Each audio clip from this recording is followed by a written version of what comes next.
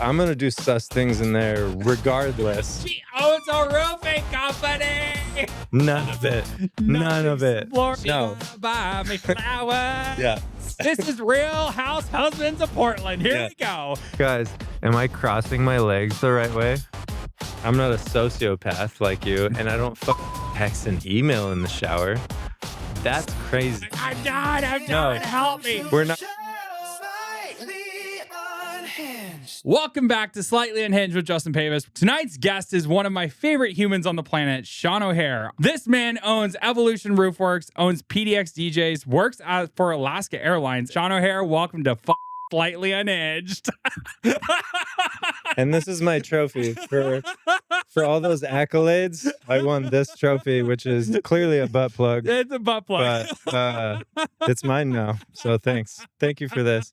You're welcome. I'd like to thank nobody, actually, because nobody needs to be thanked for a butt plug. That's crazy. No, I mean, you wear so many hats. You know, when I first met you, I met you in a networking group, and we don't talk about the networking group, but we met in a networking group, and you were selling roofs, and I was like, who is this man selling roofs? And then it came out that you not only sell roofs, but you own a production company, and you also fly for Alaska, and you do this, and you do that, and all these things. And I was like, how does this man wear 17 different hats? And then, of course, have this beautiful wife, Jordan Jones, as well, as she is the real estate mogul of the world. So what the fuck, man? Yeah.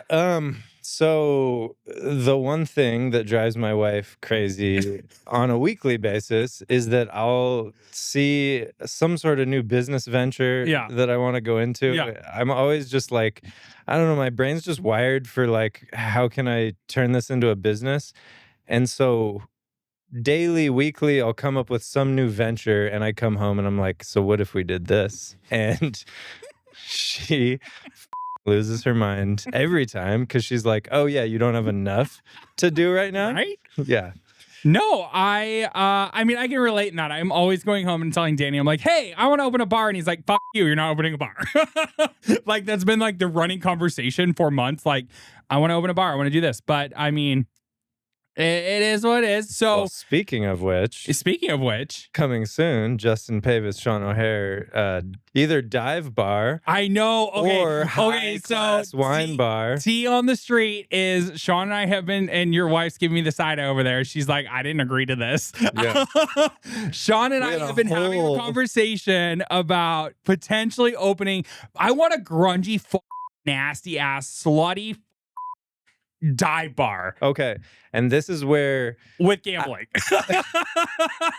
there has to be organ lottery. So yeah, when we talked about this initially, I was like, yeah, let's open a bar. I've been thinking about this for decades. And Justin's like, well, can there be organ lottery? I'm like, I mean that's a different 4 minutes in the episode, I'm already spilling the guts here. No. Yeah, I'm like, that's a different vibe than I initially imagined. I know. I was Sean's thinking like, maybe like a high-end wine bar. Sean's like, I think we should do like this really cute, like tapas wine bar. And, you know, Jordan can like have her favorite wines on the shelf. And we're going to do this really cute thing. And I went to him and I was like, no, I want the grossest, dirtiest, nastiest. Can there be lottery? But can there be lottery? That's the main question. No, I need to be able to lose money in the back. Like, can I do a wine bar? And I was like, yeah, let's do it. Let's go for it. And I was like, but will there be organ lottery?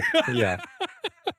We need the grunge in the back room. You know, there are some great divey, grungy bars in Portland, and I'm here for it. But my only request, if we go dirty, slutty, nasty, grungy bar, besides organ lottery, is the bathrooms need to be actually really nice. Yeah, 100%. Because 90% of the bathrooms in the nasty, gross, dirty places in Portland are rank. Because then you know. Fair enough, but I'm going to do sus things in there regardless. That's true. So, like, won't we sell more if people are doing coke in the bathroom anyway? Oh, 100%. I hope people are doing coke in the bathroom. And since you're going to want organ lottery in the back, dude. Do coke in the bathroom. Nothing goes. I need you to hit that fucking shade. Nothing goes better with gambling than in the bathroom, dude. So I wholeheartedly agree. let's and do it. I am so here for it. So yes, it's gonna be the Pavis O'Hare grunge bar. Yeah. Not sure, we haven't named it yet. But Let's roll with that. we're gonna roll with People that. won't And understand what that means at all. no, but- I am so here for it.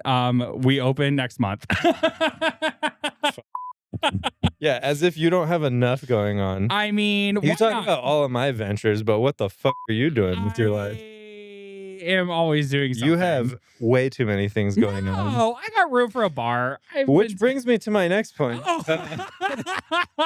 Which brings me. Oh shit! He's calling me out. He's calling me out. So the first question I'd love to ask Justin Yes, Pavis yes. for the longtime viewers, first time callers. No, ignore the Can I second. phone a friend? Just longtime viewers. I don't know if people know this. I haven't watched all the episodes. Uh-oh. Egg on my face. Uh-oh. But you have like 100 siblings. Oh, I do. So can you tell us right now which one's your favorite? Oh. And why is it yourself? And why is it myself? Yeah. Why are you your own favorite I'm an only sibling? child, actually. Yeah. And so I am Well, that's all why I about asked. myself. That's why I asked, because you have 100 siblings, but you have only child energy for whatever reason. Right. So, okay. So I technically in the real of the real, like mom and dad boinked and had me. And so I'm the only one for my mom and dad. Yeah, but that doesn't count because what did you grow up with? You grew up with I grew up bunch of other I'm the children in oldest of house. 11. I'm the oldest of 11, but it spawns The oldest of 11. Oldest of 11. Yes, 11, 11, 11, 11. But I literally, it was me. So, I mean, if we counted, it would be, I grew up with my sister and brother, Jake and Morgan. They were my full-time siblings at home. My mom had me in, she was 17. My dad was, or she was 18. My dad was 20, somewhere in there. Like, they were super young. My mom, I think, was a senior in high school. My dad was just graduated. Like, I was super young. They ran off to Reno. They thought they were cool. They went and got married. Didn't last. And then mom remarried, had 2 more kids. Dad remarried, had 4 more kids. So it was like, and then unfortunately, divorce happens again. And then, my stepdad, Randy, was part of my life from moment I was like 1 to, I mean, still to this day. But my mom and him split when I was a senior in high school, and then he moved on and, had another child, and there was some more. So it's just like this intertwined web. I'm definitely, some days I feel like I am an only child. I think the family structure in my life is very complicated. I love all my siblings to death. We have definitely very different views in this world. I appreciate all of them and their value of what they bring. But I am very selfish. And some days I am like, yeah, I'm an only child, and that's just what it is. But I love every single one of them. I support every single one of them, whether we talk, we don't talk. It's a lot. When you're the oldest of 11, it's a lot. Yeah. And I wish You're like the gatekeeper to the world. I for feel other like, yeah, siblings. some days like I'm the gatekeeper of the world. And I wish that I had better relationships with some of my siblings, but there are some that I'm super close with. And Dude, I don't even know 11 people, so you can't have relationships with all 11 of your siblings. Right? Like, I mean, it's just what I know it is. you'd love to have it, but that's too many siblings I know, it's too to have many. relationships There's with all of a them. lot of them, but Yeah. I appreciate all my siblings. I How many of you were in the house at once? Like, never all at once. No, not all of you, but how many at once were in like a single home? How many of you? So growing up, my mom and stepdad, so it was me, Jake, and Morgan. There was always 3 of us. That was my life through high school. Then I'd go visit my dad every other weekend, and then he started having he had kids a little bit later, and my sister Augusta, I want to say, is 24. Don't quote me. I know she watches the pod. I swear I think you're 23, 24. But and I'm so her and I are a big difference in age. So, her and I are what, like, I don't do math. Danny tells me don't do math. Whatever that difference is. So I was 12. Yeah. So I was 10, 11, 12 years old when she was born. So I was at a different stage when she was first born. And Sure. then she was born. And then I had another brother and then another brother and another brother. So then by the time I'm 18 into my 20s, I've got a 4 or 5-year-old brother, so it's different. It was just a very different demographic. So at one time though, there was only maybe ever 3 of us total. And then I go visit dad. And at one point then there was 5 of us. But I also count though, like my stepdad remarried, amazing person, Elena. She had come into the relationship with 3 kids. She had lost her husband in the Iraq War and 9/11 time. So her 3 kids, my stepdad, Randy, just literally adopted and was like, these are my babies. So they're my siblings. So I count them in my 11 because that's just what you do. And it's like Sure. they're, and then they end up having another kid. And so all these things. So I'm the oldest of 11. Moral of the story. Yeah. I love that. That was a very long explanation. I mean, I know it's a long explanation, but hey, you asked. Here it is. No, I love that. No, it's very cool. I love families that are like that. That it's like it's not always like the cookie cutter family. It's not always like That's boring. we're all from the same Yeah, no. parents. We all just grew up together, No. normal suburban. Yeah. It's kind of fun. So I'm a big proponent, first of all, of family is not really just family just because they're Yeah. Like I've met so many people in my life that go through because they believe that like is thicker than water. And Yeah. it's like, just because this is my family, I'm going to stand by them regardless of how they are to me. Right. I don't buy into that. Right. Like your family is only your family if they act like your family. And like, So true. if you come from a place where like your actual family kind of sucks, like you kind of build your own family in life, right? So true. So it is cool to see families that are like, I mean, you didn't have to stay close to all your 11 siblings. They were No. like products of different times and different things, but it's cool that you're like, you want to have a relationship with all of them. It's cool that you are as close as you can be with all of them. So I think that's a really cool thing. I mean, yes. I don't know if that made any sense. No, it makes total sense. And kind of rambles. and I agree. The hardest thing for me though is I don't have the relationship with all 11 of them or 10 of them. Oldest or 11, I'm 11. I don't know, whatever the math is. Again, I don't math. Yeah. Ask Danny. would Hi be hard haters. No, I don't math. But it's been very interesting because I have the few that were super close, and then I have the others that were not. Like we just don't. Yeah. I think one of the hardest things was I had a sibling that had a kid and I had no idea. And I have a niece out there that I had no idea about. And I found out via Instagram. Fuck Instagram. I found out via Instagram by another sibling posting something, things like that. Yeah, but yeah. that's just because that is unfortunately the way that when you have a lot of siblings and we just have different views and different things, it's just how it happens. And how much I wish I was a part of that world, I can't control it. Right. And I'm living the best life I can live. I support every day. If any single one of them called me, even if my brother called me and said, hey, I need something, I would show up.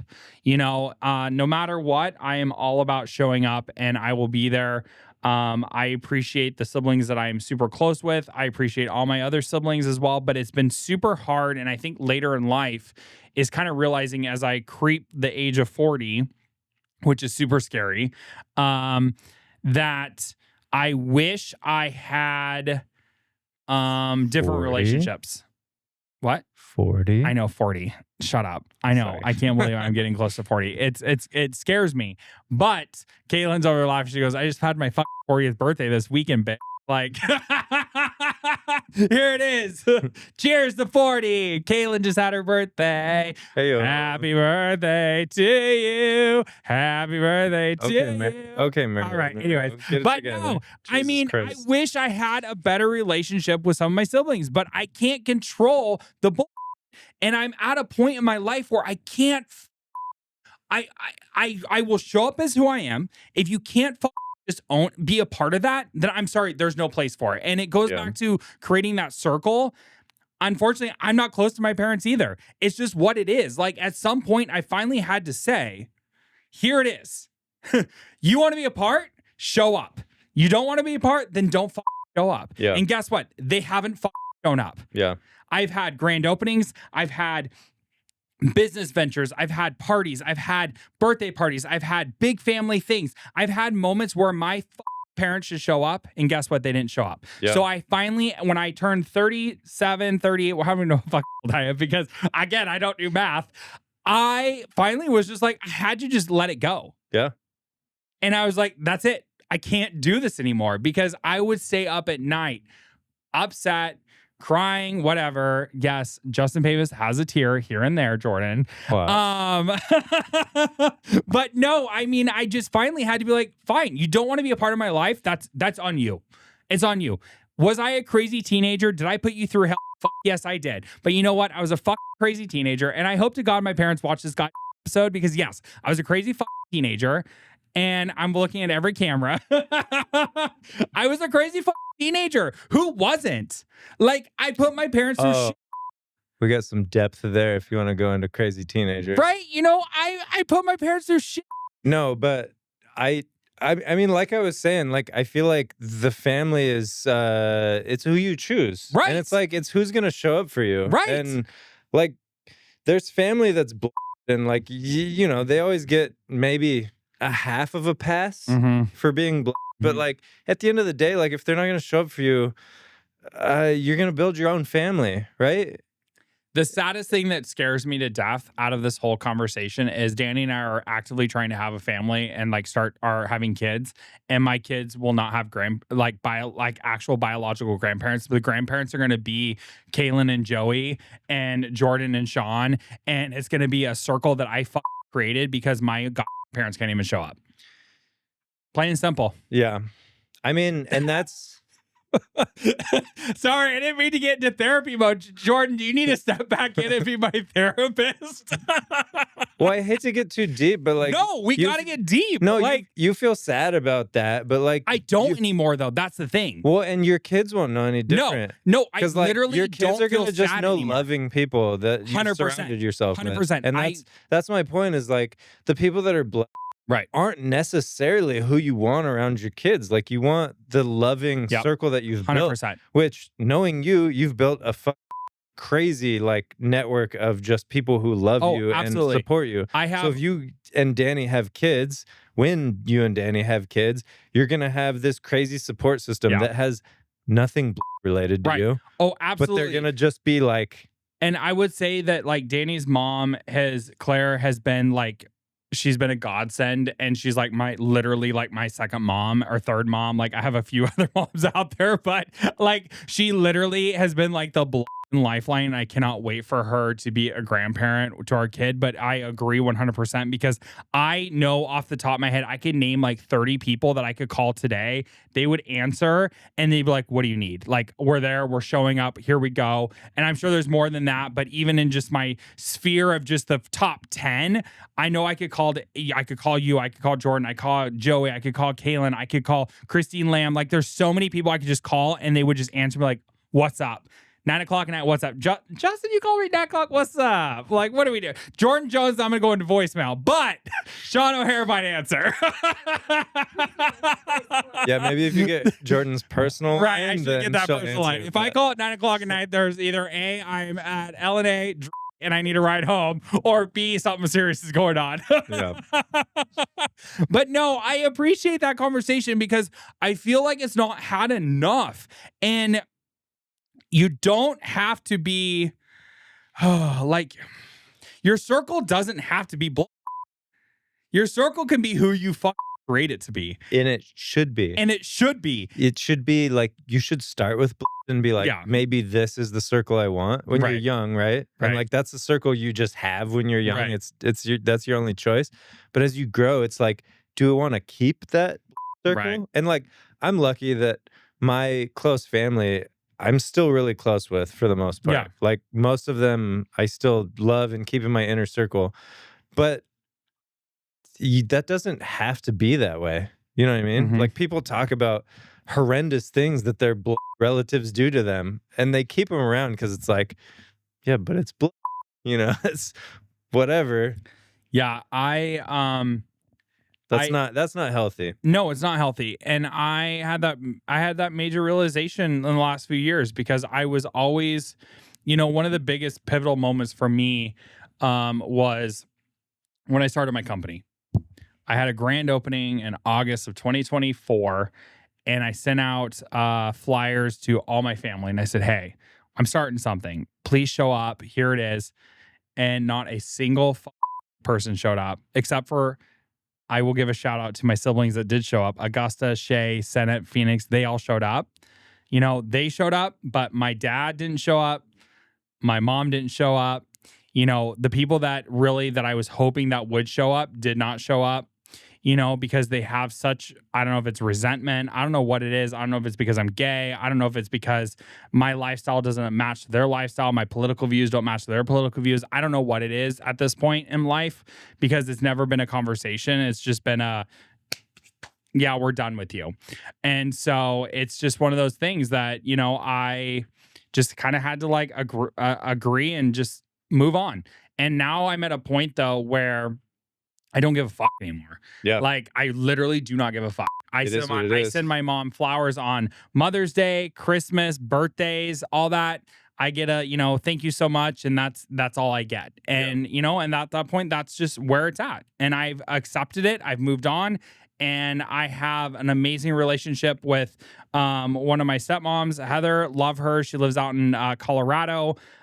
She's the mother to the 4 siblings I just shouted out to. Her and I have a great relationship. I text her, I call her when I need to. She always is there for me. And then I've got great relationships with people that are not related, and we make it work. And the people that have shown up for me, I wouldn't be able to do Slightly Unhinged. I wouldn't be able to do Blake and Alder. I wouldn't be able to do my day-to-day without my circle that I intentionally created and have a part of. Let's so there it is. Go. There it is. Fucking go. And also, let me be clear, none of those motherfuckers that didn't show up to Justin Pavis's grand opening event are welcome at me and Justin's nasty dive bar. Nasty dive bar, slutty bitch. You're not welcome to gamble there. You're not welcome to drink there. No. You're not welcome to pee there. You can't do nothing at You're that not welcome to in our very nice bathrooms with floor to ceiling walls. None of it. None of it. Floor to ceiling walls. Here it is. Huh? No, I mean, I'm glad we had this conversation. I've been wanting to have this conversation on the podcast. Like, I've been wanting to like go deep a little bit, and I had a feeling you and I would, because you and I, anytime we hang out, Sean and I like to go to dirty, stinky bars and have a good happy hour, but we always go with Oregon State Lottery. With Oregon State Lottery. We always, though, we end up going deep in conversations, and that's what I appreciate about you, is you and I have been able to always have just a real conversation.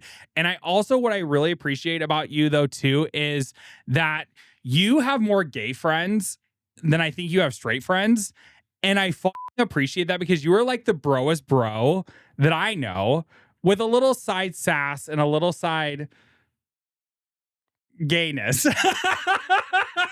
I don't know, but no, like, you literally like a little zhuzh. A little zhuzh. There it is. A little zhuzh. You have a little zhuzh behind it. Something I don't know, but I just appreciate you being an ally for the community. Like, the moment you and I met in this terrible networking group, we just bonded, we connected, and it's just been fun. And I appreciate you supporting me. I appreciate you supporting the business. I appreciate you supporting just everything anything that I do. You're like, what's Justin Pavis doing? All right, let's get on it. And here you are in Slightly Unhinged. So, but it's really interesting, because as a person who grew up in a very Republican, very red area, went to like the most redneck school, as I'm wearing my John Deere sweatshirt and my Coors Light hat.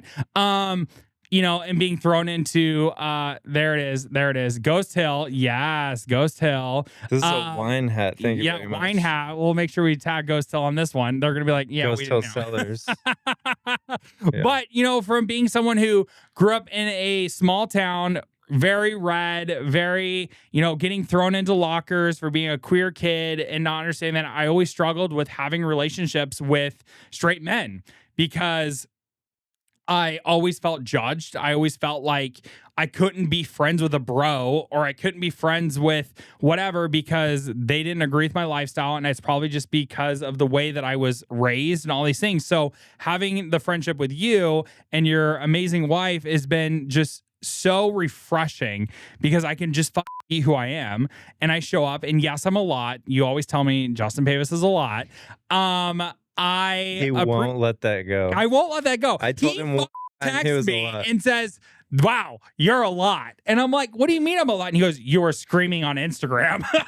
I'm like, but I got to promo this shit. What do you expect? Justin Pavis is great at social media promos. And I think I'm only great at social media because I have Kaylin and Joey. I think I'm just a little bit jealous because I am. Oh my God. Can we talk about your San Diego post? Oh, fuck. Sean's in San Diego at a roofers convention and conference, and he gets on social media and Justin doesn't usually stand up, but he does this like little thing and he's like, hi, I'm Sean O'Hare and I'm with Evolution RoofWorks and you should buy a roof because of this, and I'm learning about the certain treads of what, and I'm like, you're wearing your badge, sir. Oh my God. But it was super cute. It was great. I had just gone to a training on how you should be posting consistently on social media. And I thought, what better time to do that? It's true. You have to. But guess what? Guess what? That was 3 weeks ago and I haven't posted since. I know I need to be making content, but I hate it. I have a really good team that can help you make content. Yeah, I know. But I feel like I'll give you your flowers, as they say. Oh, flowers. She gonna buy me flowers. Yeah. You can put them in this butt plug vase. Oh, my butt plug vase. There it is. Butt plug vase. All right. Am I ready for my flowers? Here it is. Block that. No.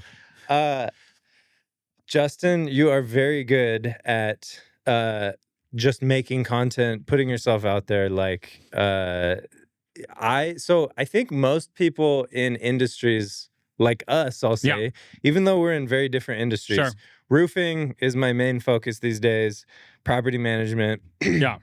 I feel like most people think like, why would I post consistently on social media? Who gives a shit? Right. Who wants to follow a property manager? Right. Who wants to follow roofing? Right. You know what I mean? Right. Unless like in the moment that they're looking for a roof replacement, which is once or twice in a lifetime, they're not going to follow the account. Maybe they stumble upon it, but it's like, it's just such a long shot.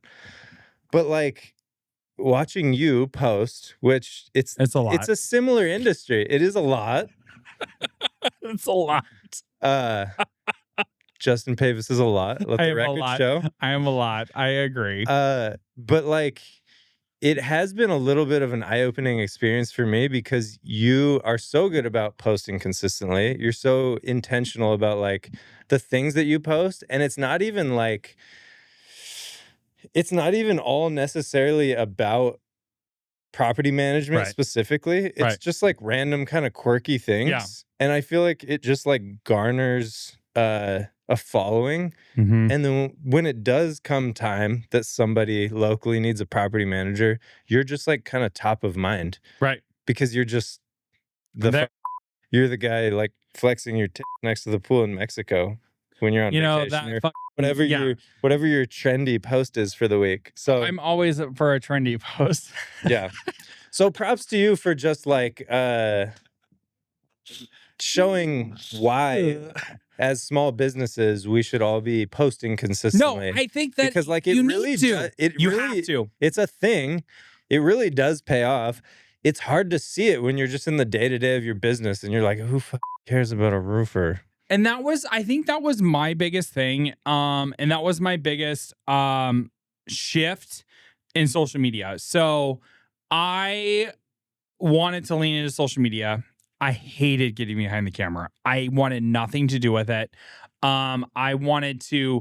I would literally be like, and I had gone through a couple different people who were like, I can do your social media. I got you. Let's do this. Yes. Whatever. And then I'd be like, okay, so what are we posting? They're like, well, what do you want to post? And I'm like, what do you mean? What do I want to post? Like, your job is to give me the content. And then I stumbled upon this little company called Action Jackson Promotions. Action Jackson Promotions. I'm still waiting to be on their website, but oh no. Oh no. I'm still waiting for Slightly Unhinged to be on the main cover of Action Jackson, but no. it's okay. I stumbled across. I mean, they're busy though. No, I know they're very busy. So no, I came across this actually. So I had been following another real estate agent, which we shout out Jordan Jones all the time, and I love her, Jordan Jones. But my other real estate bestie is Shannon Jansen. Yeah, you knew exactly who I was going to shout out. She had been using their services, and I just had seen a difference in content from from what she had been posting to when she hired a production team. And so I had started kind of courting Action Jackson and Kaylin. I remember the first call, we had this intake call, and I'll never forget, and it was like this so professional intake call, and they're like, what do you see with Blake and Alder or this, and what do you see with that, and all these questions. And I was like, yeah. And then they're like, okay, so this is the price. And I was like, all right, cool. And I was like, so yeah, all right, and then I ghosted them, 100% ghosted them. And but Kaylin kept texting me, and she's like, hi, I don't mean to be a stalker, but hi. And I'm like, hey. And I was like, yeah, I'm not there yet. And she's like, all right, cool, no problem. And then a couple months later, she goes, hey, we're doing this promo for, I don't even know, it was like a couple $100. I'm going to give you 5 reels or 6, whatever it was. I'm going to come film you. Just let me into your office. I got you. And I was like, man, you're a fucking stalker. And I was like, all right, cool. So she stalked me. She got into my office and she did 5, I think we did like 5 reels. And one of them was like, I like took scissors and like cut down some paper, and I like put my phone through and like did this, and then so they made me roll around on the floor and act like a fool. And I was like, all right, cool. So I get these 5 reels, and I was like, all right, cool. So let's post this shit. Like, let me post it.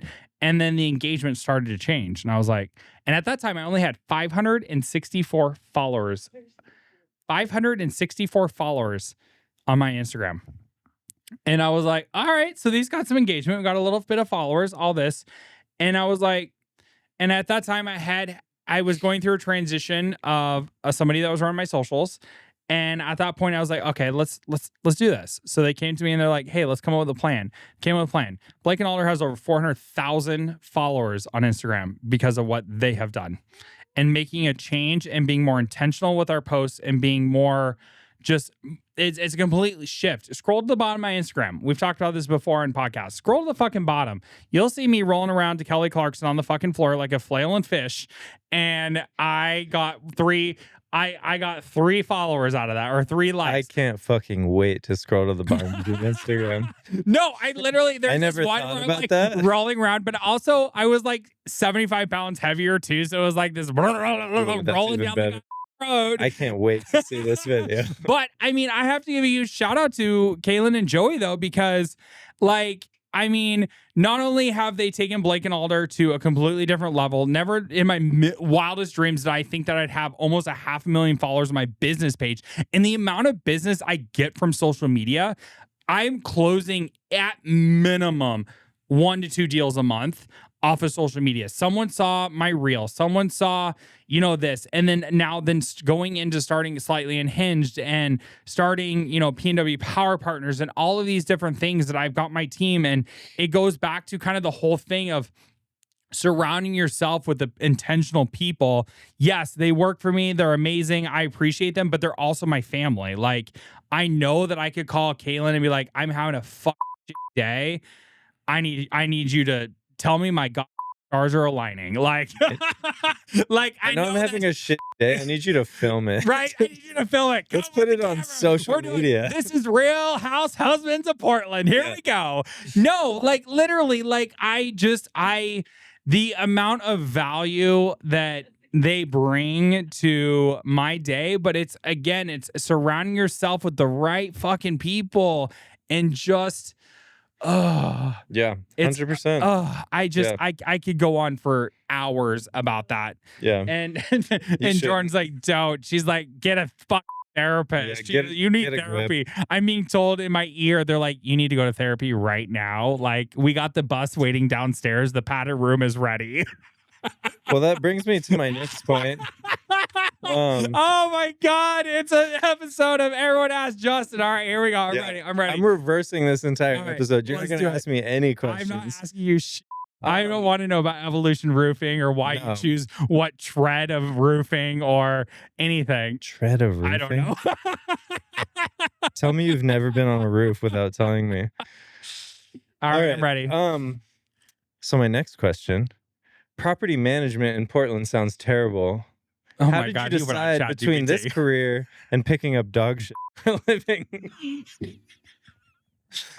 First of all, I only say that because first of all, I have to give a shout out. I only ask that specific question because I was on a roof today and the homeowner had a service literally picking up dog shit in their backyard, and he had the most epic mustache and overall shorts, and so I could. Was it Poop Solutions PDX? It wasn't. Oh no, it was. Okay. And if you go to their, I'm not gonna. I actually have that service. It's called PDX Solution or PDX Poop Solutions. I have a service that comes and picks up my dog shit. I bet you do. So shout out to them. They're always wanting a review. And they guess are what? The best. No, they show up every Thursday. No, passionate. I am passionate about this. He's so they show up passionate. every Thursday at my house and pick up my dog shit. And I am here for it. I have 150-pound Great Pyrenees and a Frenchie. And you know what? They can show up and pick up my dog shit every fucking week. Here we are. So, back to my question. Are there days when you're Mr. Property Manager that you're like, picking up dog shit in a backyard sounds kind of nice? Every day. Yeah, I bet. No. And how many times have you been in court for ridiculous every day? lawsuits? Every day. No, I wholeheartly agree. You can't agree with this I can agree with this question No. because you know what? I want to ask you, how do you keep these fiddle leaf figs alive? Because my wife and I got one of these motherfuckers. Which ones you talking about? My plants? Dude, that and this. They're fucking fake. Oh. All right. There's how you keep your plants alive. Right. Buy fake plants. All right. But I want to go back to what you were asking me. You were asking me about what is it? Would I want to be a property manager or would I want to pick up dog shit? Yeah. Or whatever in that. That was it, basically. Yeah. So again, I think that property management has days where, of course, I'd be like, I'd rather go pick up some dog shit. Because in property management, I'm gonna fuck adult babysitter. I am literally an adult babysitter. There are so many emotions in property management from the tenant side, the client side, all these things. And sometimes I am just an adult babysitter. And it sometimes is so exhausting that, give me the pooper scooper. Let's go. Maybe Blake and Alder should have a pooper scooper service. Another business venture. Should we talk about Nice pooper little scooper add-on. business ventures? No. An add-on service. Hey, for $74.99 a month, you can have us come and pick up your dog poop. 74, 73, 72? I will not be going into that venture with you. No, we're doing the bar scene. I'm already ready. The bar scene is where it ends for us. I don't think we're. It's for us. No, there's maybe other not ventures ends for us. That was too There's harsh. other ventures we could do. We could flip houses. We could. I was just against picking up ventures. I'm not going to do that. Pick up no dog shit. That's why I hired a service. Again, PDX Poop Solutions or all them like. Yeah.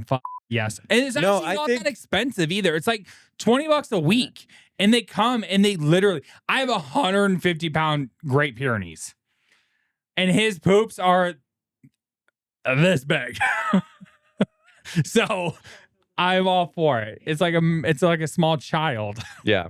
in my yard? No, I mean, that question's kind of funny because I feel like pretty much everyone I highlighted, obviously, like property management, and in Portland, it's probably worse than anywhere else in the country for property management. But I think in general, like if you're a business owner, there are moments where you're like, this, Yeah. I'm gonna go get a job. Yeah. I will go work at McDonald's for fucking minimum wage. Like, I'm so over this. Mine was Taco Bell. Huh? You'd work at Taco Bell? Over McDonald's. Because you don't know how to flip a burger. No, because I like You'd the rather quesadillas. fold a taco. You'd rather fold a taco I'd than rather flip a roll burger. taco and eat a taco than flip a burger. Yeah, we don't need to. I don't want the grease. We don't need to dissect that anymore. But no, I hear you. I don't know what percentage of your listener base is business owners, but just like A lot are. And but I agree with you because there are moments where I'm like, fuck this, I'm done. Yeah. Let me just go get a job. It's be so much easier. There are hard days in business. There are hard days there are days I think where there's more hard days than there's not. I think there's more days where you're like, I'm done. Yeah. I'm going to go work for somebody else who does this and get paid whatever. I'm going to go whatever. I think there's more days like that than there's days like, dude, I own this shit. I know what the I'm doing. I've got this shit figured out. I mean, there's a few of those, right? Oh, 100%. I think there's more days where you're like, what the did I do? Right. No, and especially at the beginning of building Blake and Alder, like I had so many roadblocks building. When I was starting to build, there were so many roadblocks and there were so many people that were like just not for me doing it. And sometimes that like oh my God. Guys, am I crossing my legs the right way? By the way, is this correct? Jordan Jones. Jordan Jones. Am I crossing my legs the right way? There were days when I was building Blake and Alder where I literally was being told by people in my circle that you're stupid for doing it. And there's no way this is going to be successful. And there was even somebody in my circle who was my best friend who literally just was like, no. And it was like, I never want to compete with anybody. I just wanted to do my own thing.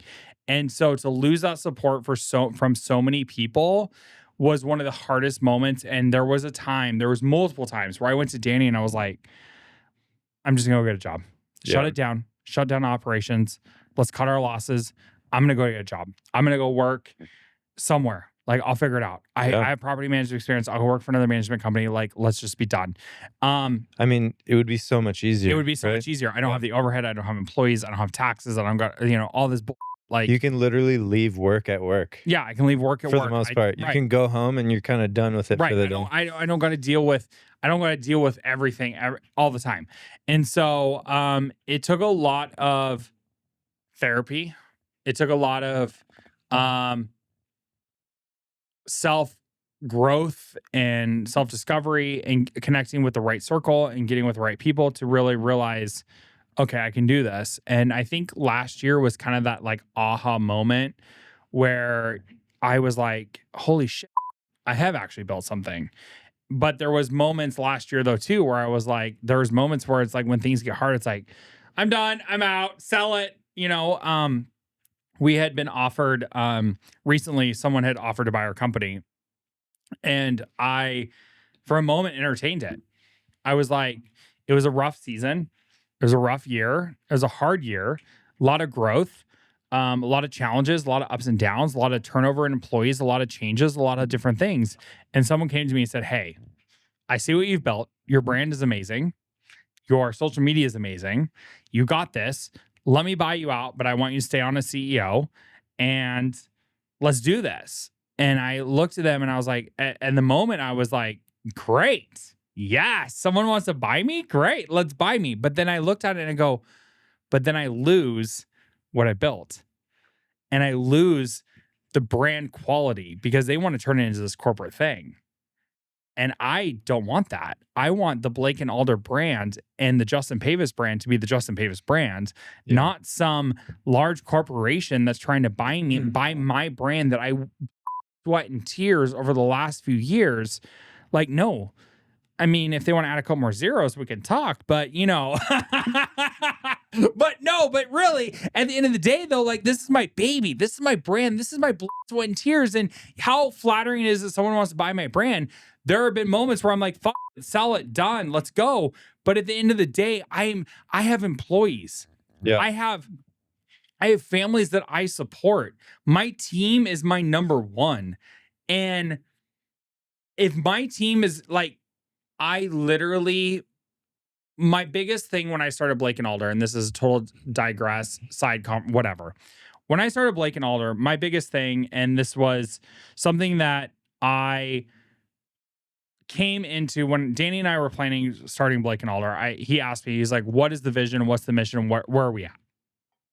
I said, my number one thing is when I start having employees, my employees are number one.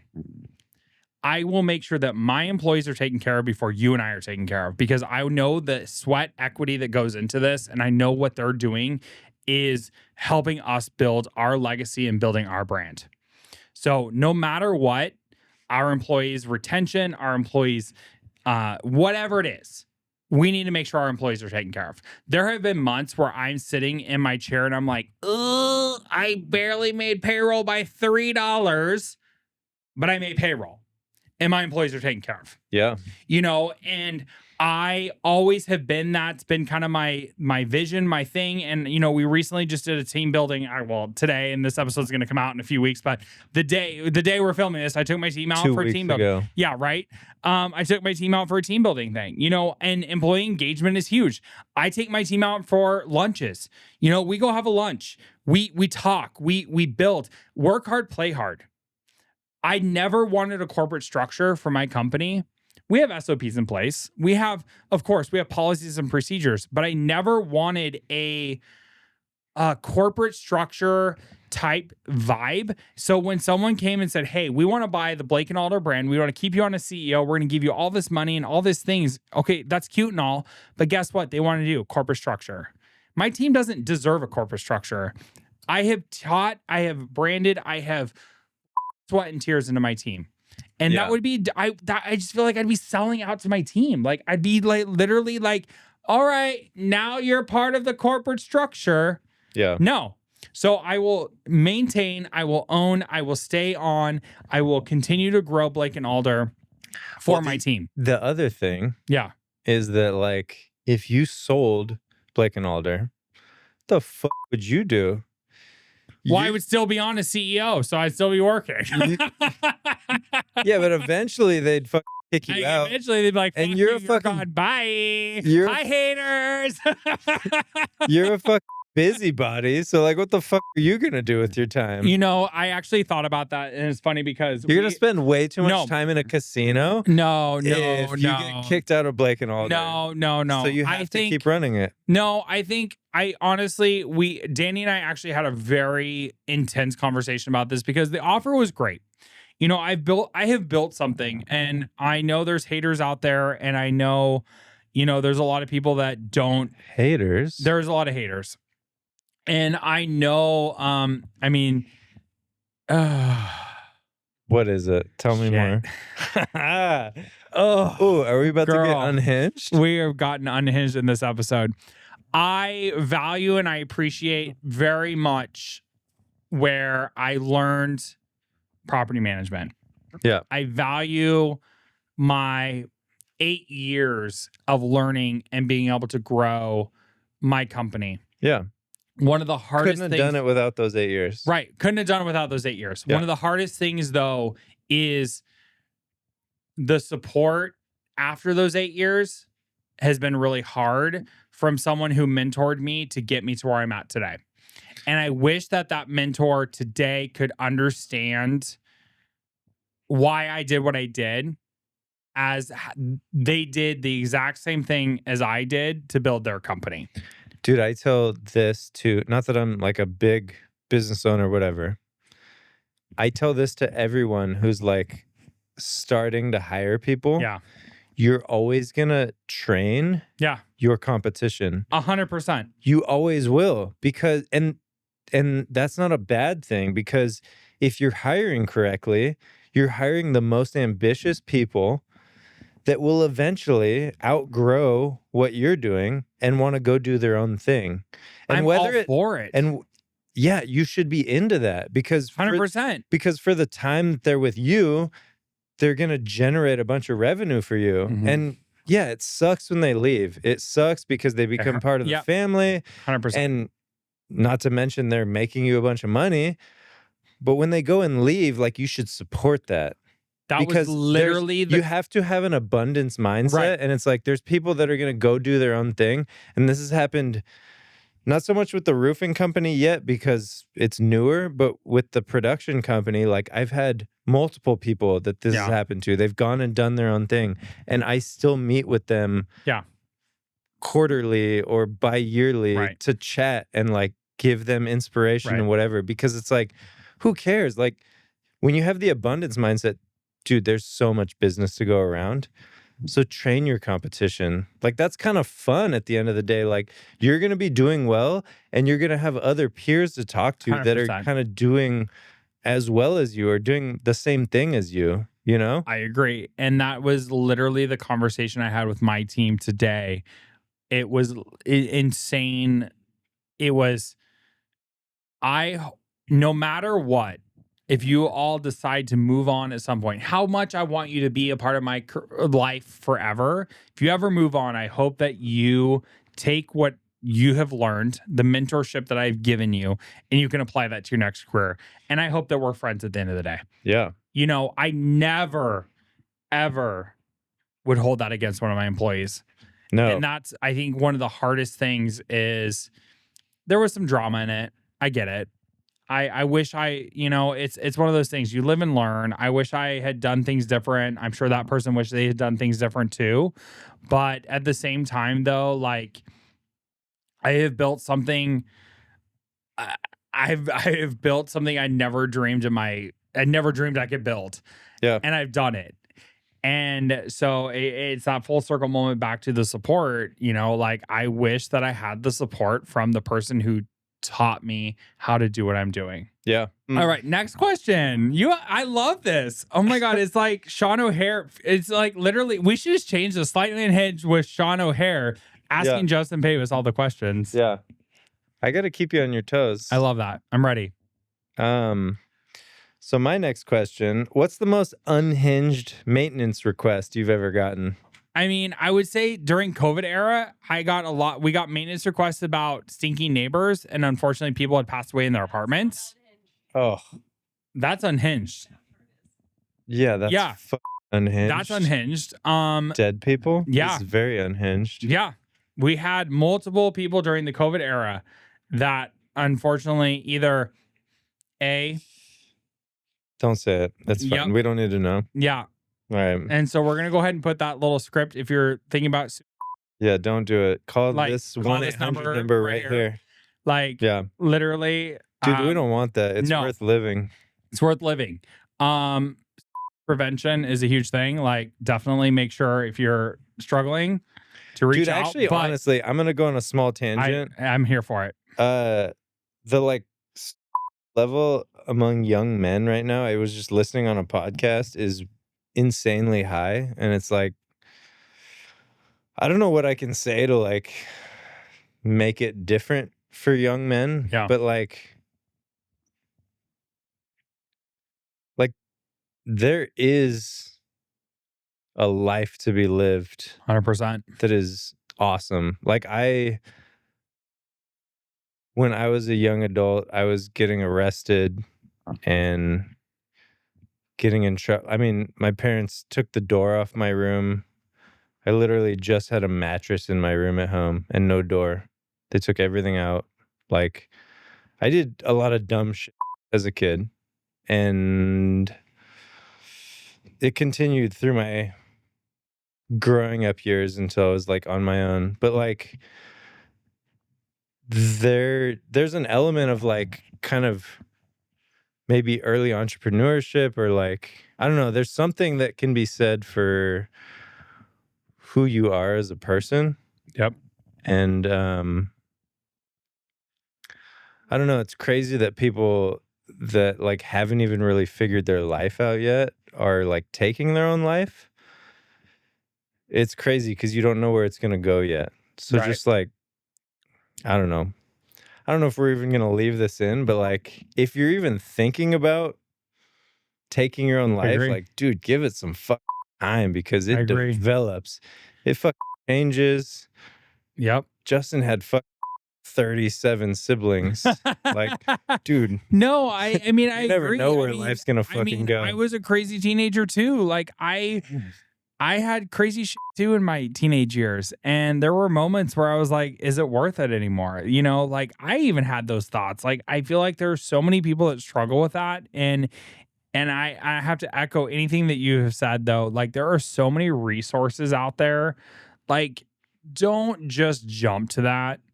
Definitely try to reach out. Like there are so many organizations and so much lifeline and support. And Well, and also I think my main point is like what you think at your age when you're younger, yeah, what you think is like what's getting you in trouble right, or like what's right.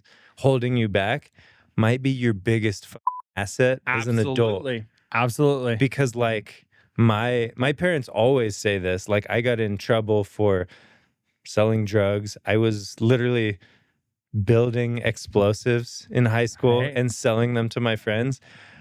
And at this point in my life, now that my parents see it from the other perspective, they're labeling that early entrepreneurship. At the time, they were not saying that. Right. So it's just like true. things change so much. And like, 100%. dude, the things that are maybe Crazy in the not moment. crazy, unbearable right now, dude, those might be your biggest assets. Like those Absolutely. might turn into life-changing things for you. So absolutely. just I agree. I don't know. And I mean, I shouldn't have taken it down such a dark path. but I just heard that on a podcast recently. That's true life though. Like if anybody can take away that listens to the podcast, if you're struggling, if you're feeling like you need the support though, there are so many resources out there. Don't just jump to the conclusion without asking for support. So we'll make sure we have all those resources here because it's a big topic. It's not something that we should cut or shy away from. It is definitely something that is real. It's 2026 and this is where we're at. And I think what? Is it? It is 2026. Oh shit. And this is where I stopped wearing my Apple there Watch. are resources. Yeah, you need to get that watch reset.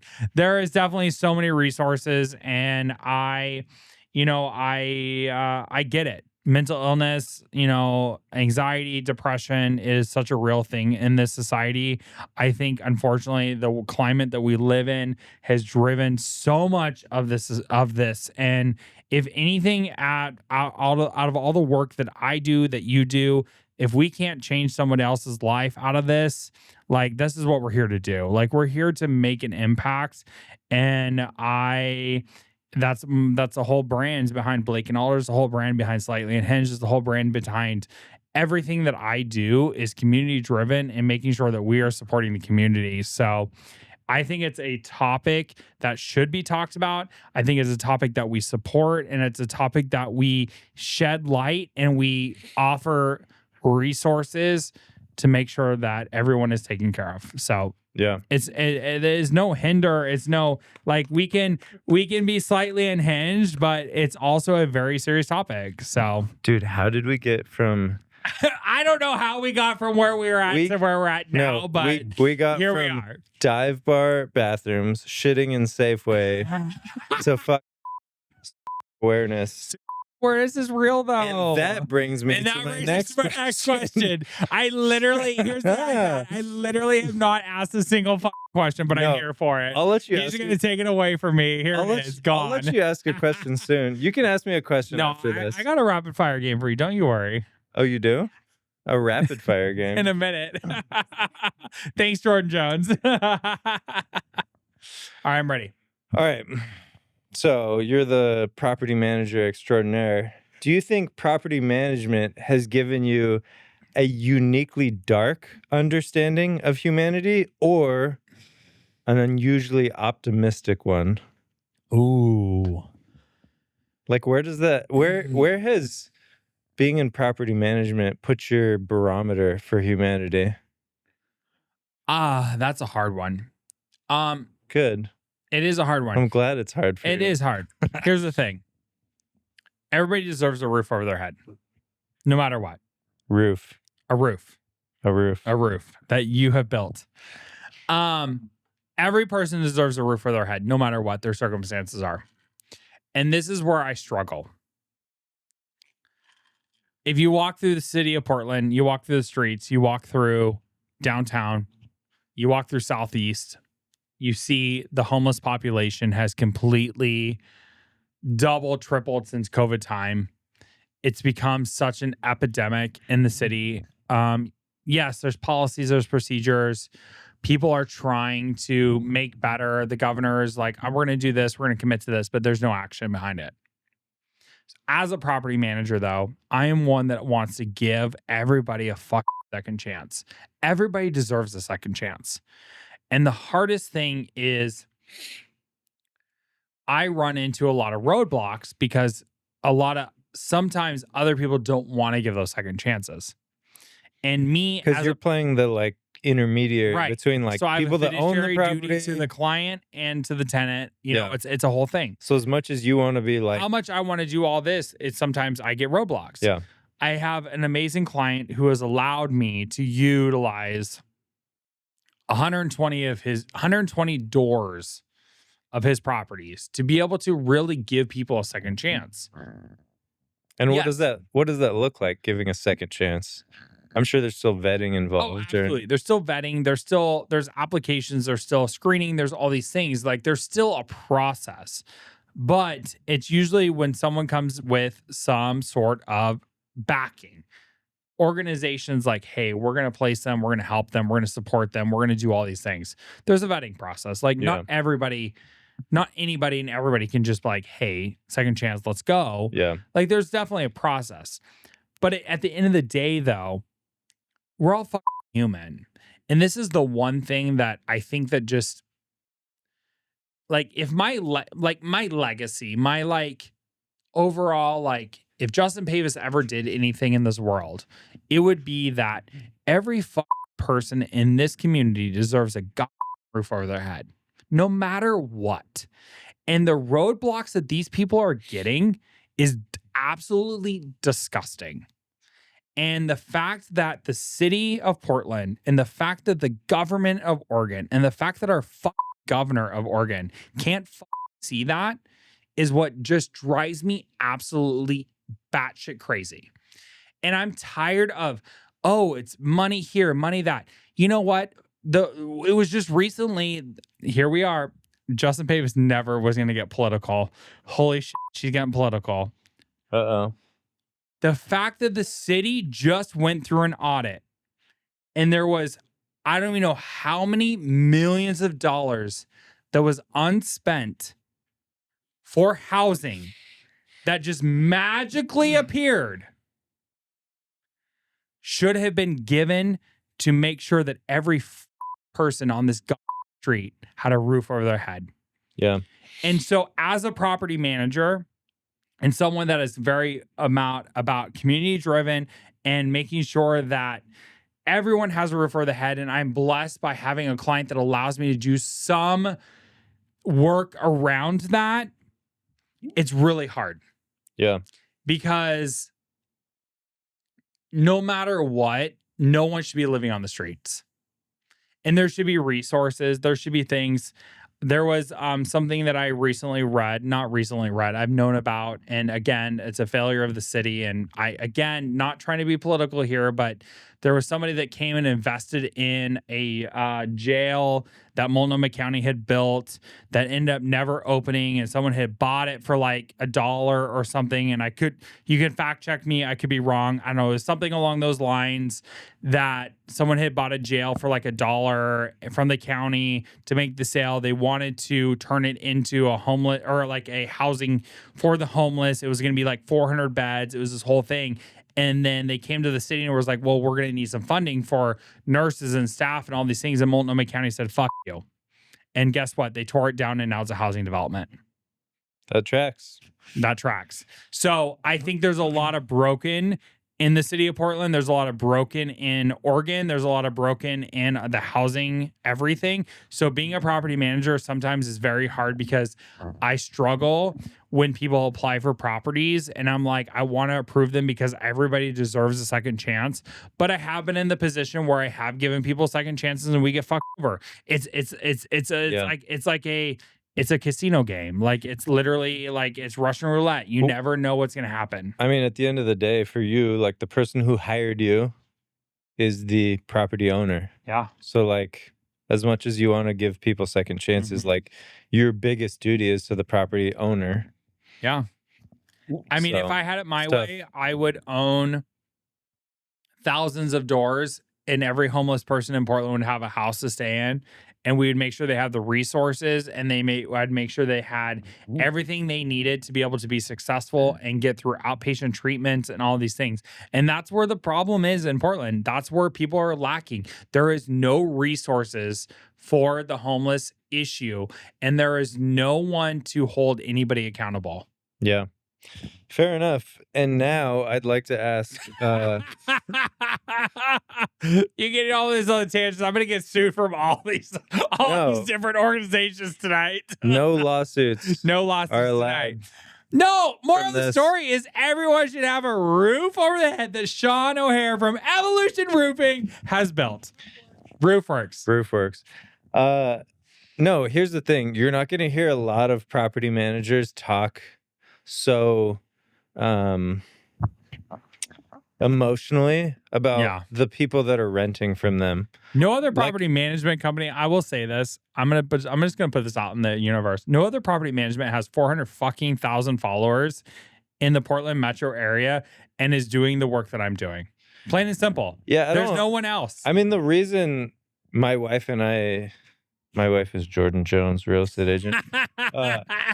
The reason my wife and I refer only to Justin Pavis and Blake and Alder is because any other property management company we've ever come across, it's just like, it's a little more transactional. It's like they only have the interest of their property manager or property owners at heart, which is great. I mean, that's who they work for. But like, there's no interest in like the tenants. Yeah. Living in the houses. And it's like, dude, I won't refer somebody to a property manager that only has the interests of their property owners at heart. Because like, dude, you're gonna. But I have a duty to both sides, and I think that's where you're a human. Yeah, well, and a lot of property managers don't. But I have a legal obligation to both sides, though, and that's where I think a lot of property managers miss that. Yeah, they think, oh, the client. Okay, the client signed me. The tenants. No, I legally have a fiduciary duty to both sides. Yeah, I'm the middleman. I gotta take care of the client. I gotta take care of the tenant. Dude, it's the human element, and that's literally what I've built Evolution RoofWorks around. Is like, oh, we're talking about roofing now. Oh, 75 minutes in. Here we go. She owns a roofing company. All right, I'll stop. Welcome to Evolution Roofs. All right, you can pick up your iPad now and we can ask some questions. No, this has been so fun. Like, legit, keep it going. No, okay, so you started because why? No, I mean,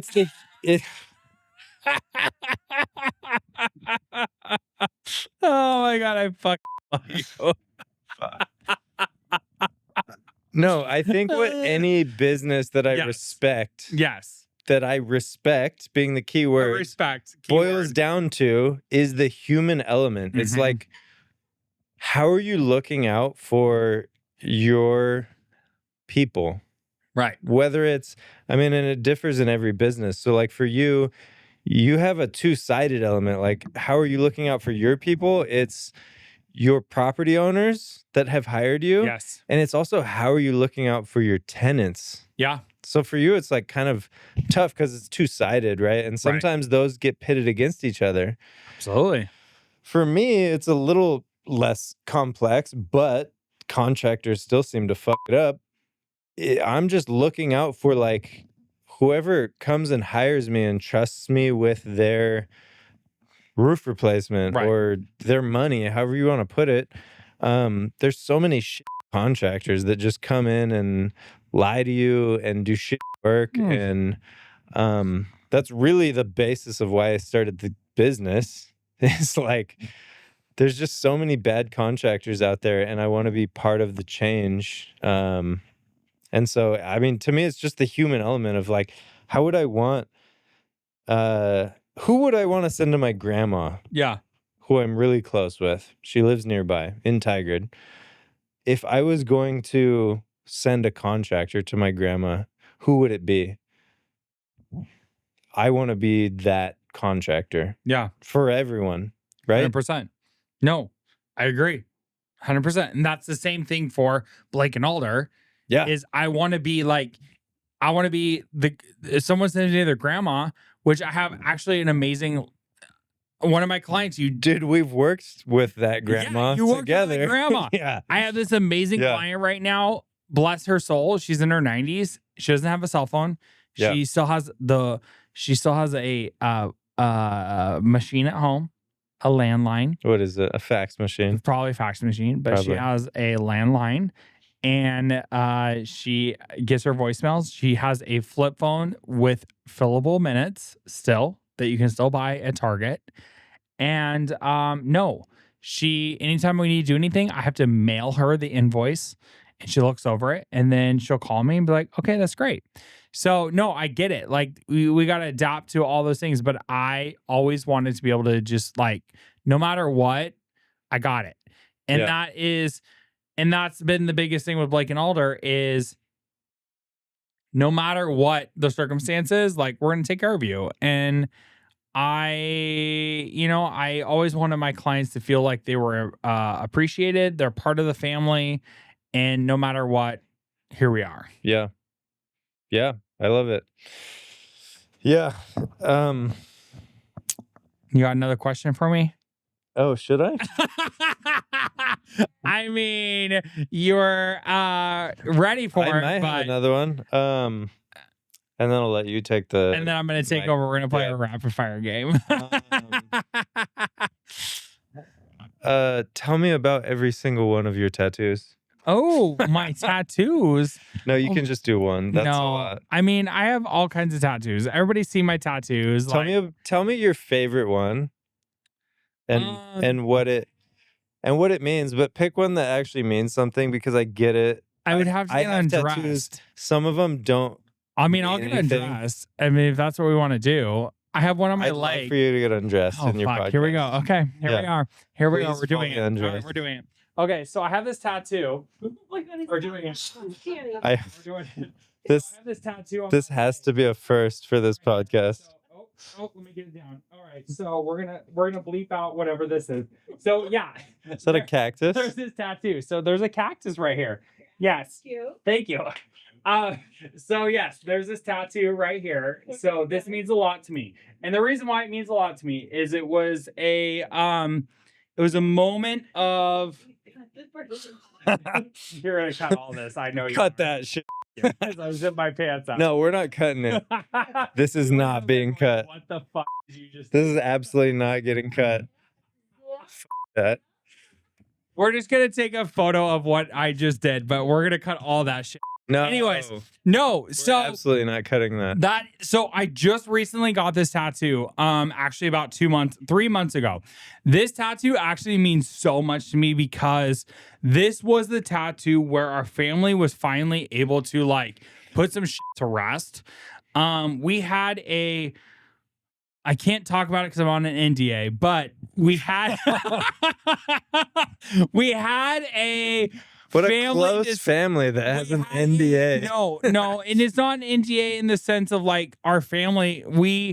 Legal reasons, we had a family asset in San Diego that we have been fighting for, and you know this. Yeah, you know this. Yeah, like we've talked about it. Yeah. We've been fighting for this family asset for years. We're talking since my husband and I have been together. We've been fighting for this asset, and it's not even really the family that caused any drama. No. It's the fuck.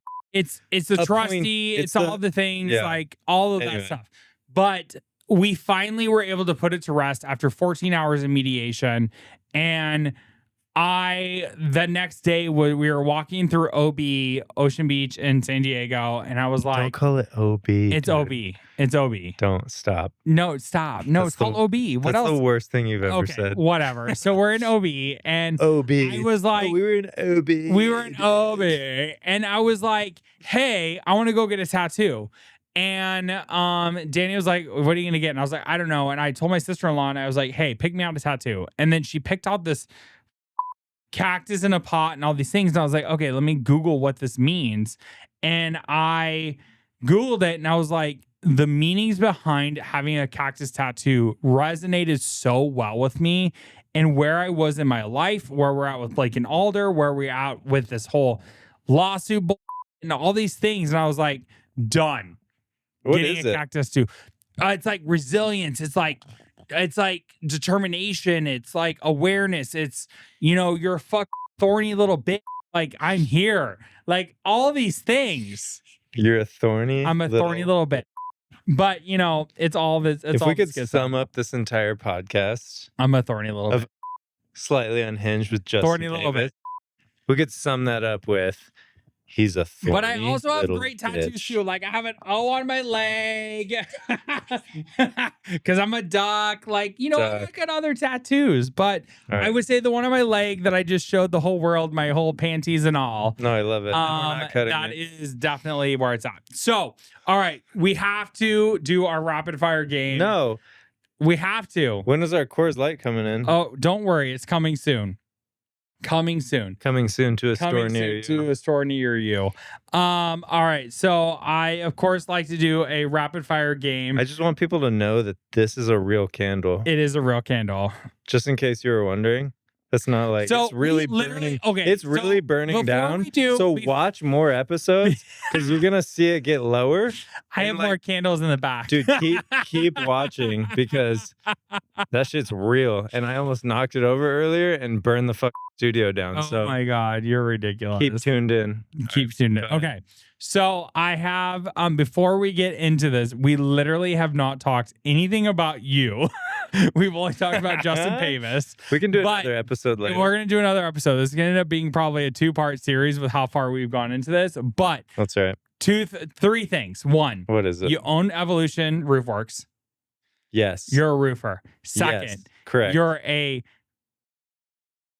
flight attendant yes. with Alaska Airlines. Correct. 3, you own PDX DJs Portland. Or DJ PDX, whatever you want to call it. It's just PDX DJs. PDX DJs. Yeah, Okay. correct. Yep. First off, All true. all true. First off, Alaska Airlines. Okay. When did you start becoming a flight attendant? I became a flight attendant in 2016. I had kind of had enough with my corporate career at the time. Yeah. I had started PDX DJs. Yeah. Which you're going to ask about later. Yeah. I had started that as like a side project while I was still in my last corporate job at a company that shall not be named. And PDX DJs took off to the point where I didn't need my 80-hour Sure. work week anymore. And so I quit my corporate job. I was just doing PDX DJs. Like, it was kicking off. And then I found myself with a lot of time on my hands and also paying for health insurance Mhm. out of pocket for the first time in my career. Yeah. And so I went on Indeed.com and was just like, let me find kind of a fun job, part-time, that's going to give me health insurance. Yeah. Right? And dude, I had never considered being a flight attendant. Not even, that wasn't even on, I didn't even think that was like a career path. I never thought about it, whatever, but I was on Indeed.com. And once you upload your resume, right, it's like 2 clicks to apply Yeah. to something, right? Of course. So I'm like, click, click, click, click on everything. Flight attendant, I'm like, yeah, that'd be fun. Click, click. Didn't think anything of it. It was half a thought. And then I don't know, a couple weeks later, I get the call, and I don't know how much you know about getting airline jobs. No, They're very fucking serious about it. 100%. Don't you So, have to like jump in a pool and like pretend like the plane's sinking and like well, all that's these part of the things? training. That is part of the training. But just getting hired is like a whole thing. And like, so they called me to come do the cattle call interview, as they call it. And so I show up, and there's a billion people there. And people have been flying all over the country to the different places to trying to get jobs with airlines. Like, people, this is their whole life mission, is to get a job with an airline. Yeah. And I show up clueless, and I'm like, oh, it seems like it'd be kind of fun, and it'd pay for health insurance. I don't know. So yeah, I go through it, and they eventually offer me the job, and I'm like, this doesn't seem like me, but let's try it. Let's do it. Yeah, No, totally. and the rest is history. And Yeah. I've been doing it for more than 10 years now, I guess. No, I mean, I think that's great. I have a friend that works for Alaska that has been in the industry for probably 15, 20 years, and they do it part time, and that's like their part time gig. They have another full time career, but they just keep it because of the health insurance, Yeah, and nothing wrong with that at all. yeah. So, So that's the beauty, is once you have some seniority, you can kind of pick and choose where you fly, when you fly. yeah. Life just gets better. But yeah, that's the flight attendant gig. I love that. I definitely want to do a fun unhinged rapid fire with you. And I don't even know. Like, I feel like our episode has been so all over the world, which I'm all for. You've come at me, I've come at you. We've talked a little bit about life. We talked about a little bit of business, but let's do a little Sean O'Hare unhinged rapid fire and see Oh, what no. happens. So, it's funny because I probably know some of these answers, and I'm totally gonna Sure you do. judge you on some of these because Great. I know you now, and I know how the world turns. So, first unhinged rapid fire of the episode: window seat or aisle seat? Window seat or aisle seat? Well, here's the thing. I knew there was gonna. Here's the thing: if we're flying international, it's got to lay down. My wife doesn't fly but business class. I know all this shit. I told you. You could just answer the question for me. My If the seat don't lay down, I'm not on the fucking Yeah. flight. So yeah, half the benefit of having flight benefits is that yes. you can fly business class Mhm. on other airlines, Mhm. and my wife has gotten quite accustomed to that. So if I have the option, it's a lay flat seat, but that doesn't always happen. The stars don't always align when flying non-rev, as we say. If I have to choose in coach, window seat or aisle seat, it's gonna be aisle seat. Me too, because I always got to pee. It's not the peeing so much for me.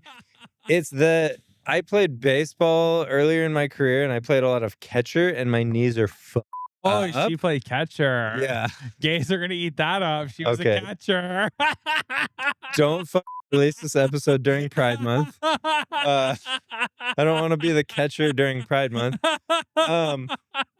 But my knees are fucked up, and every once in a while, I'm sure your knees are fucked up. I mean, if you're playing catcher, your knees should Jesus be Christ. fucked. So every once in a while during a long flight, I have to do one of these, right? Do gotta one get- of these. I gotta get the Yeah. knees straightened out. Careful you don't double tap them. The Yeah. stalls are hunting. Yeah. Well, and the other thing is, I can't sleep on a window seat anyway. I know some people like the window seat to sleep against the wall. I'm too tall. You are too. Yeah, no, I So don't. it's like yeah, I hear you. the whole of But the I'm flying aircraft, first class. So. the whole of the aircraft curves around. So by the time you're more than 6 feet tall, it just like your head's back this way anyway. So like you're not gonna be able to sleep. That's so true. it's aisle seat all the way. That was the longest Okay. answer for a rapid right, fire so question ever. Shower beer or casino beer? Oh no, that's a tough one. I know. I'm gonna have to say shower beer, even though I love the casino hits. I do my best thinking in the shower. Why is it that you and I do our best thinking in the shower? Like like I said, I do my best emails. I do my best everything Okay, in the here's the thing. shower. I'm not a sociopath like you, and I don't text and email in the shower. That's crazy. That is crazy. But I do my best thinking in the shower. I come up with all my best ideas in the shower. Justin love it. Pavis is in the shower with his electronic devices. Emailing. true. So if you receive an email or a text from Justin Pavis, Probably I'm in the shower. just know he's probably in the shower. I'm probably in the shower. One song you know every word to. Ooh, Coming Clean by Hillary Duff. Of course, it's Hillary Duff. Oh my God. One thing that instantly pisses you off.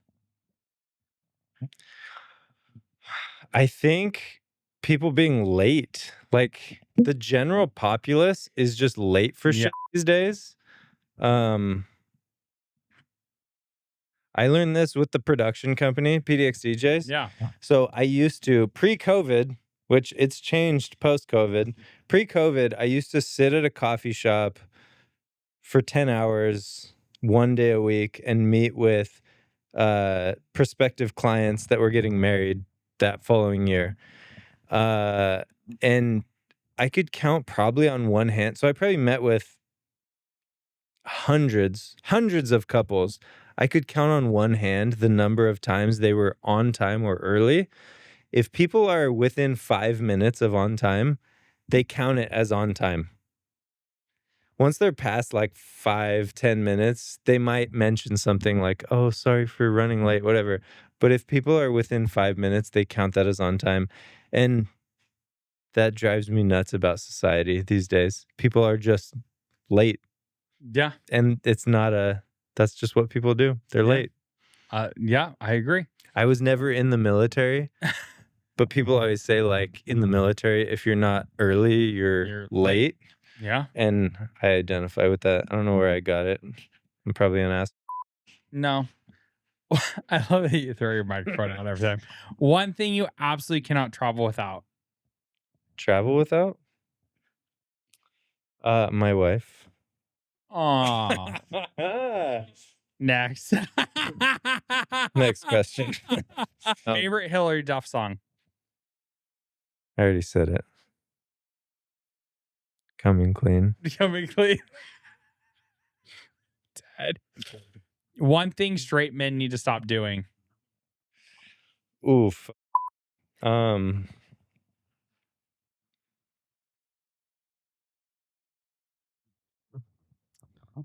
Dude, that's a good one. I actually don't know. Mansplaining. No. They should definitely keep mansplaining. No, That's an important part of our culture. No. That is a very important part of our culture. I don't know. So I might take this a little too deep. It's all right. For Go for it. I'm here for it. For a rapid fire session. Yeah. But like, I have found such deep connections with gay men. Amen. I was Let me go and close my iPad for this one. I'm ready. Go ahead. All right, hold on. Let me. All right, I'm ready. Dude, here's the thing. If you're a straight man and like you've never known gay men in your life, shocker. Straight men don't know gay men? What? No, dude, like you're missing out. Like, yeah. I think I meet a lot of straight men that like make comments about gay men that's like clearly they've never known a gay man, and it's like, dude, you're missing out, because I've known so many amazing people that were gay in my life. I've been the best man in a gay wedding, who both of them are like some of my closest friends. I think the like machismo, the like masculinity around being straight sometimes Yeah. is like you almost like push gay people away. And it's like there's no reason for that. No. So it's like I don't know what's the question you asked. What's what do straight men need to stop doing? Back to the question goes back to literally like What is it? What is it? one thing straight men need to stop doing. Yeah. So straight men that like feel fully straight, stop pushing away your gay friends, allies, whatever, I mean, coworkers. we're all human. Dude, I will drink a Coors Light with every straight man on this planet, and I will hang out with every straight man. Just respect me. It doesn't matter what the fuck I do in my bedroom. It has literally nothing to do with you. 100%. Literally nothing to do with you. 100%. So if I want to fuck man, that is my own decision. Plain and simple. Stop feeling so. If my answer is one thing, it's stop being so like machismo about machismo. Yeah, That's our new is that saying. a word? Stop being machismo. All right. Oh my god, I'm dead. Okay, moving on to the next question. Hopefully that answered the question. It did. Thank you Welcome so to much. the shit show. Thank you. Welcome to the shit show. Oh my god. I don't even know where to go from there. What city matches your energy? I don't know what city matches my energy. I can say there's a couple cities that I've been to that kind of like instantly feel like I could live there. Yeah. And that's New York City and Amsterdam. Yeah. Both of those, like I got there and it just like something about it, something weird about it felt like this feels like home aside from like somewhere I actually lived. Yeah. Dude, this is the worst rapid fire. I'm so bad at rapid fire. I give the longest answers I know. for short questions. Word. All right. Yeah, so, describe your friend group in one word. One word. Diverse, I guess. I love that. Yeah. Have you ever cried in an airport?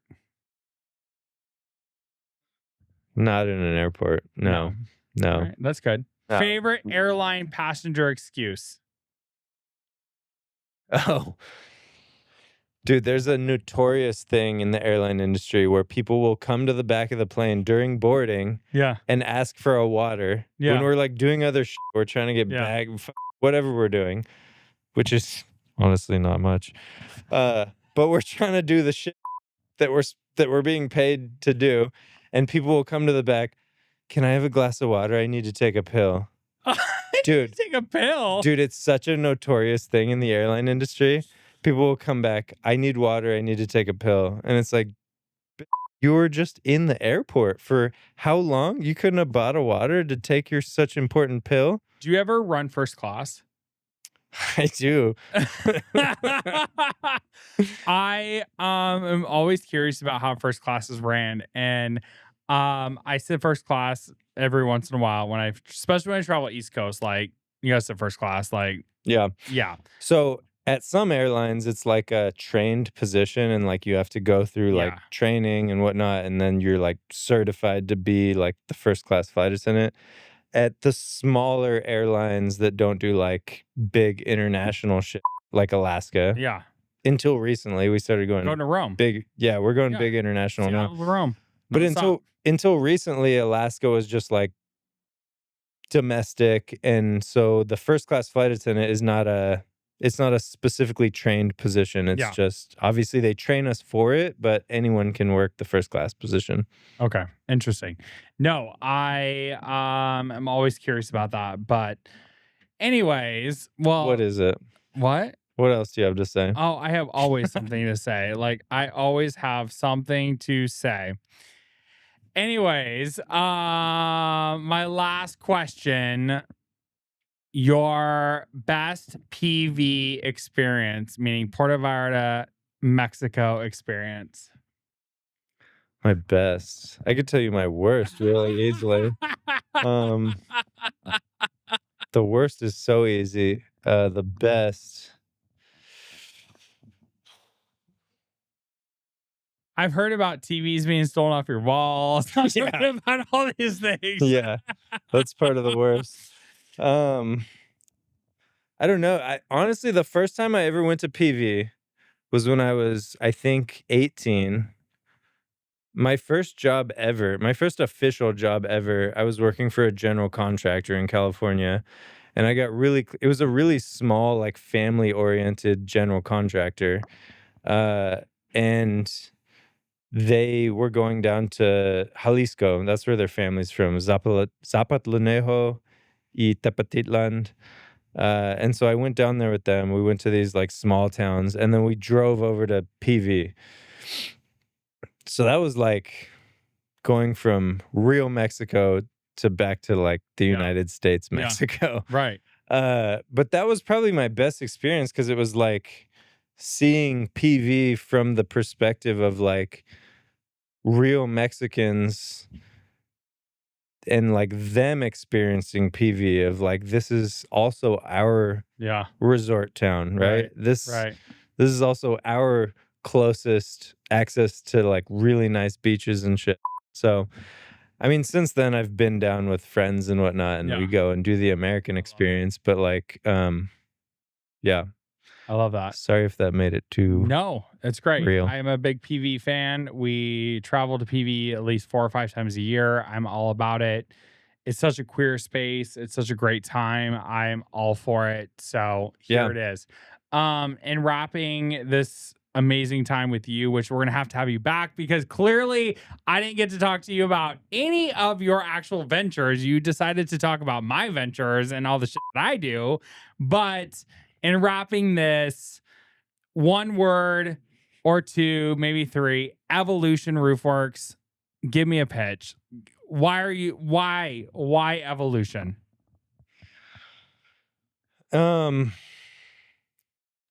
Keep it short. Sure. I don't know. I have a whole long story, but to sum it up, like that family I just talked about that I went to Mexico with, those people were the most upstanding general contractors. And that was like my first job ever. And they were like the epitome of like, do the right thing. Right. Don't cut corners. Right.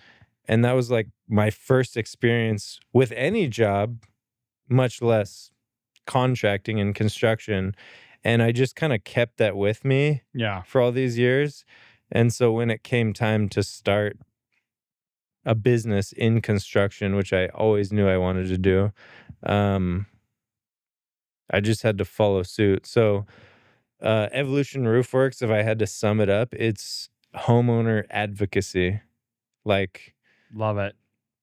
I really like everything I mold the business around is like, what can we do to do right by homeowners?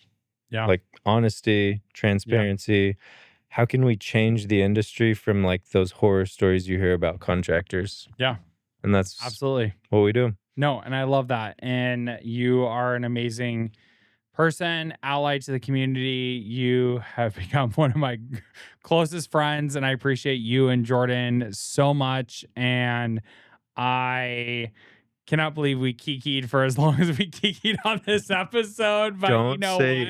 Don't say kikied ever again. I love Kiki. That might be the name of our bar. Stop Kiki. No, it's not going to be Kiki.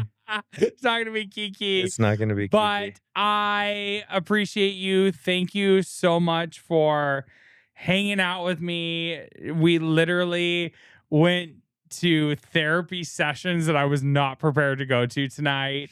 And we got deep.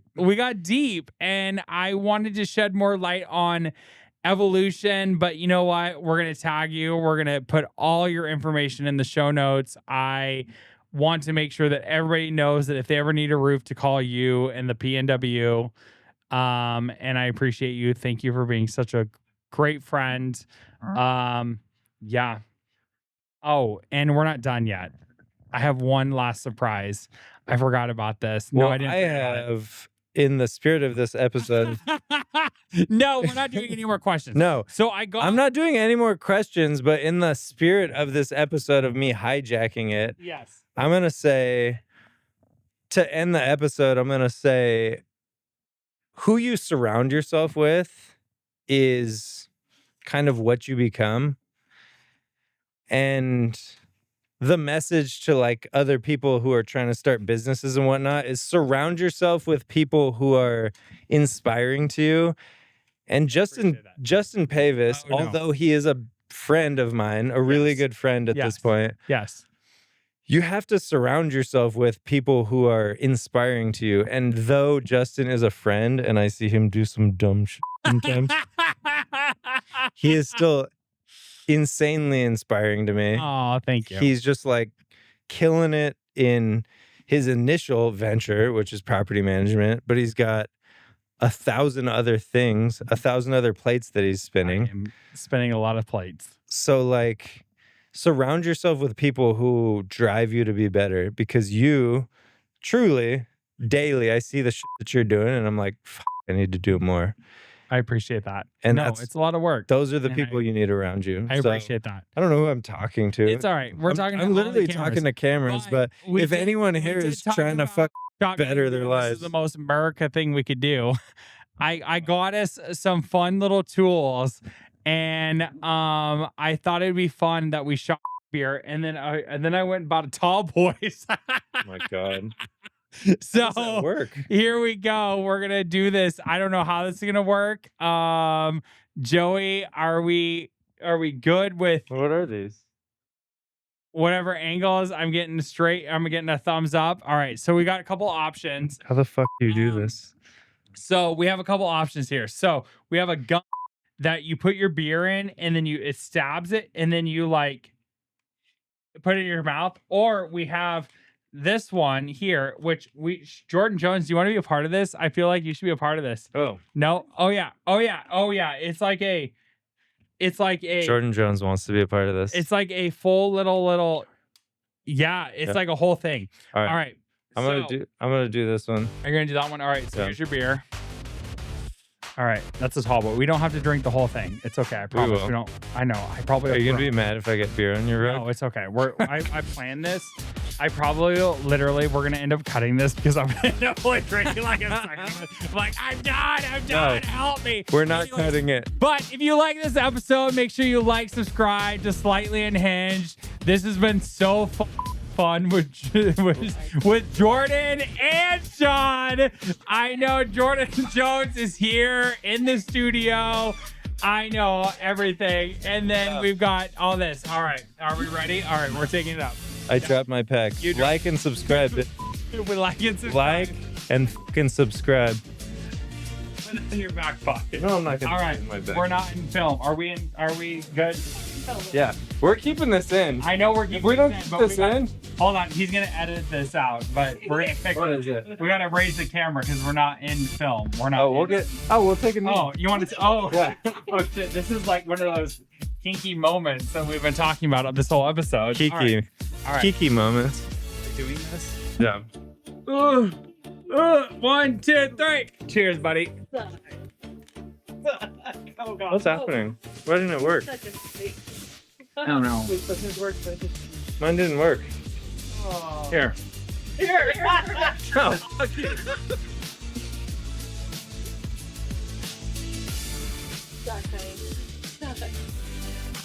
Oh. There it is. All over my studio set. And that has been another episode of Slightly Unhinged. We will see you on the next episode. Happy Friday, bitch.